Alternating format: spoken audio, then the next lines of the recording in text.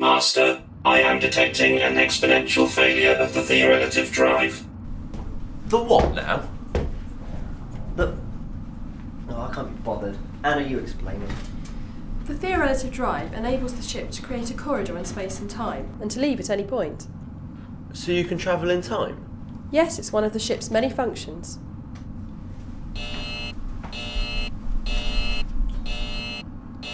But it won't be for much longer. That's not good.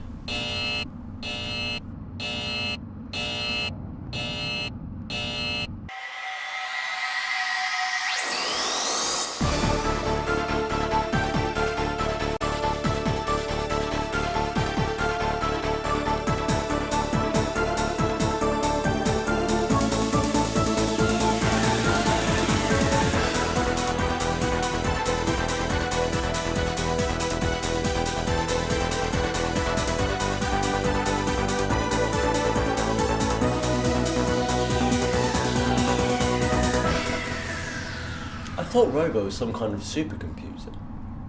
Infallible. He has got a point, Robo.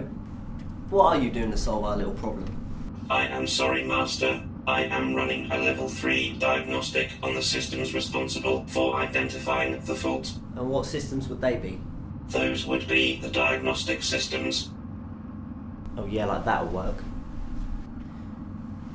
Perhaps a solution-based approach would be more beneficial at this point. She means we're going to try and find a way to fix it. I know what she meant, Charlie. Just trying to think of how we'd go about changing the theorelative drive on a brand new starship. Do you have breakdown cover? Why don't you go walk your dog? There's a large remnant of a space liner nearby. Perhaps we could scavenge it for replacement parts. Would that work, Robo? Is that what we need? Replacement parts? The wreck in question is of the Class 4 Space Liner, Master.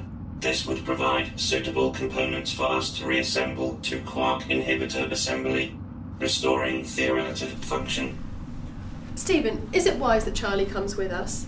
It is not advisable for us to board the ship without first conducting thorough scans. Where's your sense of adventure? I thought you were some kind of brave space hero.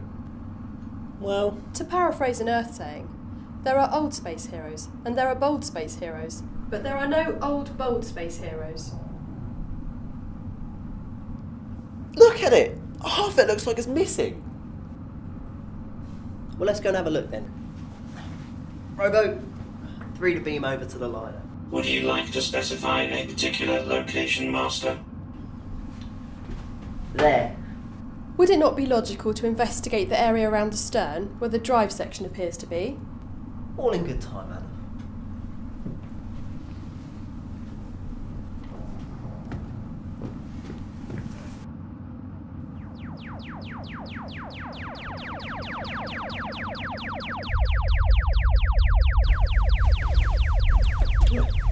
And we can just have a good look around.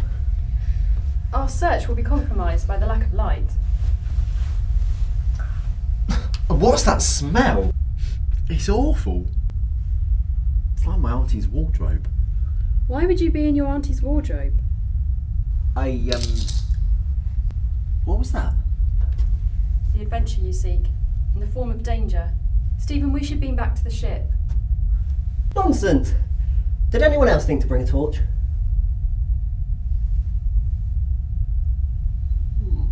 This way.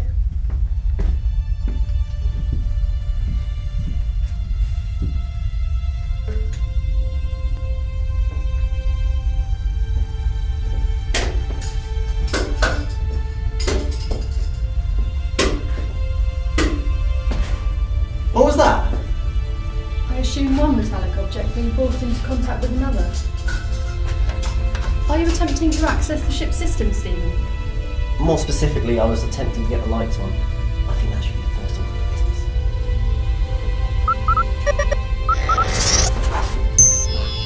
Nope. Oh, that's not what I wanted. Stephen, could you please put the lights back on? What the hell was that? I want to get out of here. Calm yourself, Charlie. I'm sure it was nothing. It's just your mind playing tricks on you.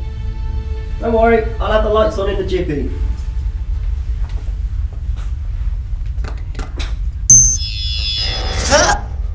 Oh, I think we gave the young man a little bit of a fright, Ethel.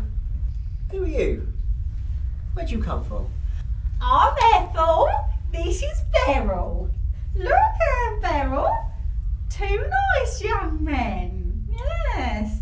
This one's nice, but I don't think much of yours. Where did you come from? Oh, we've been just round the corner trying to open up a tin of peaches. It's a right bugger, you know. We just can't get it open. It's just like my bowel. It's just not shifting.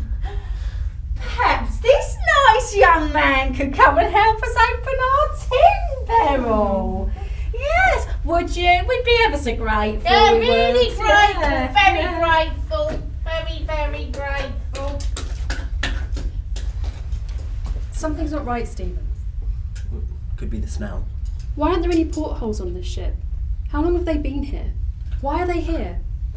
All very good questions, none of which can be answered just by standing here. Although, it is a bit odd. A load of old pensioners stuck on an abandoned cruise liner With no windows. with no windows. They're not obligatory, you know. On a space liner. And what about the bit of the ship that's missing? And what about those two? And you see suspicion everywhere. They're just two harmless old ladies. They've been stuck on this ship for God knows how long. They're bound to be a bit socially awkward. Come on, you two! We're not going to be home to manage without the three of you!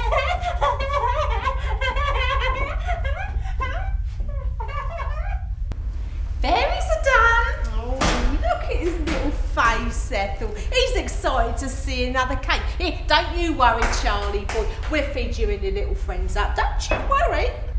And how about you, my dear? I know you want to look after your figure for that young man of yours, but you've got to eat something. You misunderstand. That is not the nature of my relationship with Stephen. Don't you worry, my dear. Your secret's safe with us. Ethel Storminster, will you just stop quarrelling that young lady? That would be quite impossible. Oh, that's all right, my dear. We might be old, but we're very open-minded. There's no skin off our nose if you prefer the softer flesh. He looks like a shirt lifter anyway. Ethel, these are the first guests we've had for some time, and I'll be grateful if you just stop it with this incessant nosiness. Now just get on with your fish pie. Fine. I bet you'll love some of my fish pie. In fact, I'm sure you will. I'm sure I will. You know, these cakes are rather delicious. I will take your word for it. I thought it best not to reveal my true nature to them. I think Charlie's had his fair fill. Me? Well, I've got the metabolism of a Crack addict. yes.